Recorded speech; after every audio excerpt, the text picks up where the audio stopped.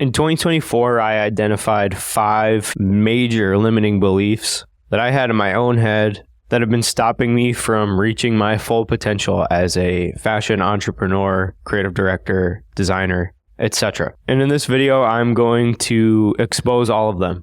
I think many people watching my channel might relate to this. Sharing my experience might inspire some people, and it's a chance for me to tell a little bit more of my story on social media. I'm going to break down each of these limiting beliefs and then explain how I'm working on them to become a better brand owner and designer and creative director in 2025. So that way I can really put my brand on the map, make more money, and reach my full creative potential. The first major limiting belief I've identified is that multiple disciplines pull me in conflicting directions. For context, I run a fashion brand. I am a fashion designer. I'm also a music producer. I went to Berklee College of Music and I graduated. I've also worked for 3 different digital marketing agencies over the last decade. I think strategically and I'm really good at data analysis. So I have these left brain and right brain skills, some very creative, some very pragmatic and business oriented,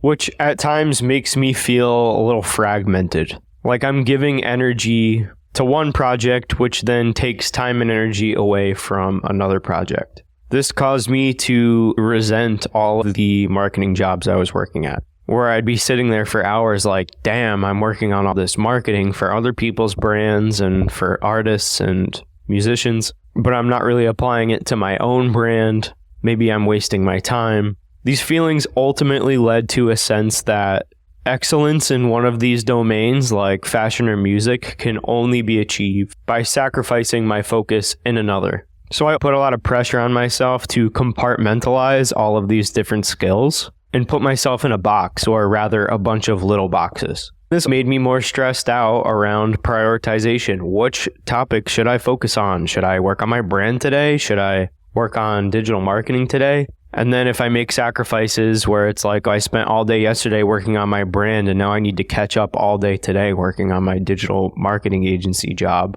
When you feel like you're being pulled in all those directions, it gets overwhelming very quickly. So I decided to shift my mindset. I'm now realizing that my varied skills actually are a superpower, where each skill informs and enriches the others. So instead of seeing them as competing demands, I'm looking at it like this. The creativity that I exude when I'm working on music production fuels original design concepts for my fashion brand. Understanding digital marketing insights and being able to analyze data efficiently feeds back into a deeper understanding of consumer psychology, which was useful in all my pursuits. Switching this mindset has given me immense clarity, where now as long as I'm staying proactive and working on something, whether it's marketing, music, design and clothes, it all is contributing to this ongoing narrative of who I am. The fact that I have all of these skills and I'm able to apply them to a cohesive project, for example, designing the clothes, creative directing the photo shoot, and making the music for a marketing campaign related to a clothing drop, sets me apart.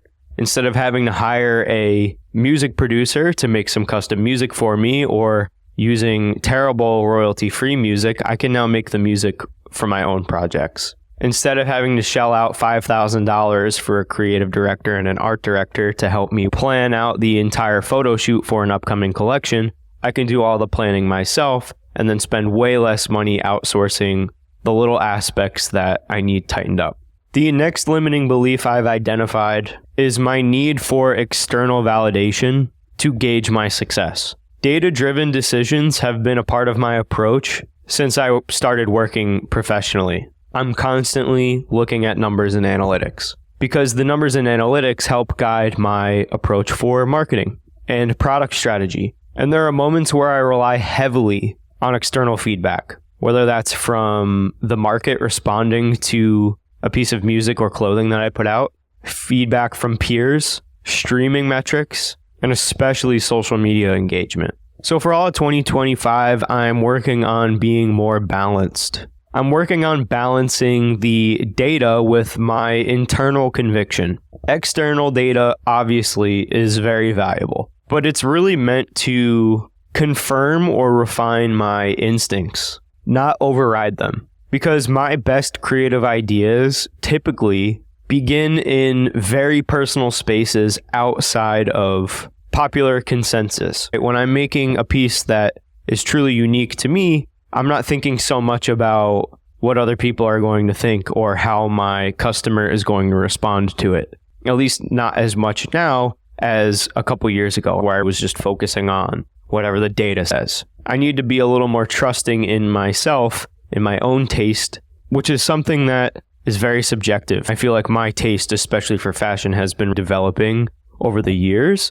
And it wasn't until very recently that I felt like I had a sense of taste. I could form an opinion about something and use that to create my own ideas and roadmaps for my brand outside of just whatever the trend report is saying or whatever I think is going to sell based on whatever's popping on TikTok and whatever. My third limiting belief is fear of overexposure versus authentic storytelling. When I'm simultaneously marketing or putting out content related to my fashion brand and music production, I worry about oversaturating my audience and diluting my brand narrative. For example, people might come to my page because they like my music and then they see my fashion and they might think my fashion is ass. That dilutes my brand. Or if someone likes the fashion content and then they see the music and they think my music is ass, that can dilute the brand as well. And you won't really know if people think something is ass or not until you put it out.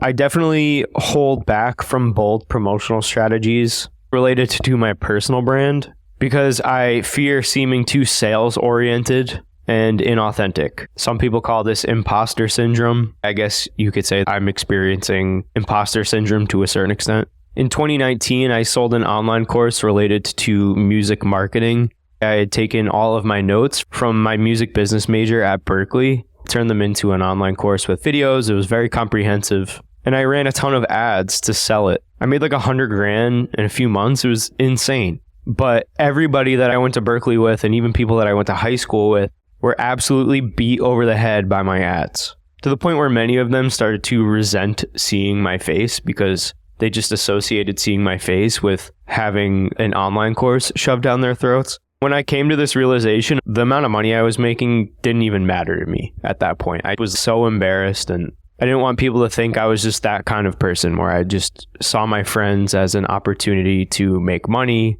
and it didn't sit with me right. It made me feel very icky. And I may be carrying that icky feeling with me now as I get more into making YouTube and being a brand owner.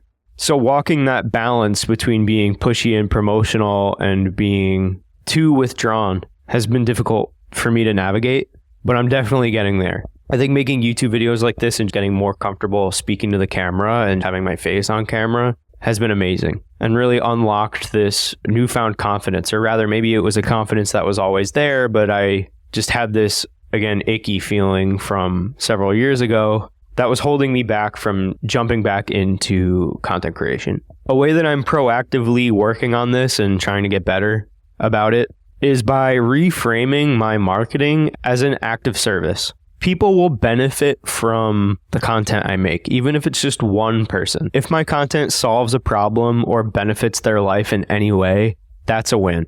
Marketing is simply a means to communicate value. So I ground each of my videos on YouTube or my marketing campaigns or my email campaigns in the story that I want to share, which ensures sincerity and clarity. I'm being super real. And I'm not running a ton of ads to my friends. I'm focusing on organic content and I'm letting the algorithm find my people that resonate with my message. In fact, I actually haven't told any of my friends other than like one or two and my mom about this YouTube channel. And I likely won't tell people on my Instagram or start promoting it until I reach about 5,000 subscribers, because I think that will be enough proof of concept for me. And by then I'll have practiced making enough videos where I really feel comfortable sharing this content with my peers and close friends. So yes, I'm reframing marketing as an act of service. I'm posting more and getting a little bit better every day. That way I will eliminate the fear of overexposure and only tell authentic stories related to my experience. The fourth limiting belief is perfectionism, stemming from my formal education and industry standards. I have a formal background in music business, which is a double-edged sword. My degree has armed me with knowledge of industry processes and standards. I consider myself to have a good ear for an industry standard. I can immediately tell within the first 3 seconds of listening to something if it's subpar or not up to industry standard. In other words, not competitive. I've found myself in social circles of music industry professionals that have #1 records and #1 albums. I'd like to think I have a good idea of what competitive means and what industry standard is in terms of music and music marketing and the adjacent creative industries. But this has fueled a tendency for perfectionism. I don't want to fall short of my idea of industry standard. It's extremely embarrassing if I put out a piece of work and then my peers that have a very high expectation feel like it falls short, which again gets back into the dilution of my brand, right? If a bunch of industry professionals think my music is ass, they're going to assume that my fashion is ass too. And then I'm just ass. This has also led me to go long stretches of time without releasing clothes because I had this idea that each collection needed to be 20 plus pieces with all different types of content. I've realized that perfectionism can stall my creativity, and experimentation and iteration has been key for me actually improving much faster than before when I was really focusing on things being perfect. A more ad hoc strategy has allowed me to really spread my wings. The fifth limiting belief is a concern over balancing my creativity with data-driven insights. I value the data very much, like I was saying earlier at the beginning of this video. But in creative fields like fashion and music, success depends heavily on intangible factors like taste, aesthetics, and cultural connections. Overanalyzing the data might hold me back from letting the creativity flow, which can lead to second-guessing creative choices when they don't really align with the numbers. But I really need to see data as a guardrail more than a cage. I see analytics more as a guide to making decisions without restricting experimentation. Sometimes you just need to turn the camera on and talk. Sometimes you need to be really transparent and just put yourself out there. Sometimes you need to take a risk to create a unique design that actually resonates with a target audience. Not everybody just wants trends all the time. And if there is one thing I've learned from spending over $1 million on ads, it's that ads can just stop working at any given notice, and you won't know why right away. Relying too heavily on the data and the trends can be like putting blinders on a horse. We need to see the complete picture in order to make the most informed decisions. All right, so that's how I am restructuring my mindset for 2025 in order to put out more content, become more comfortable on camera, create more cutting edge designs for fashion, create better music that more people will want to listen to and dance to. Ultimately, I just want to take my career to the next level without holding myself back. No one can hold me back more than myself. Here's to genuine growth all 2025. If you found this video interesting or valuable, please like and subscribe. It helps me out so much. If there's a topic you'd like me to cover in a future video, please leave a comment and I'll see you in the next one.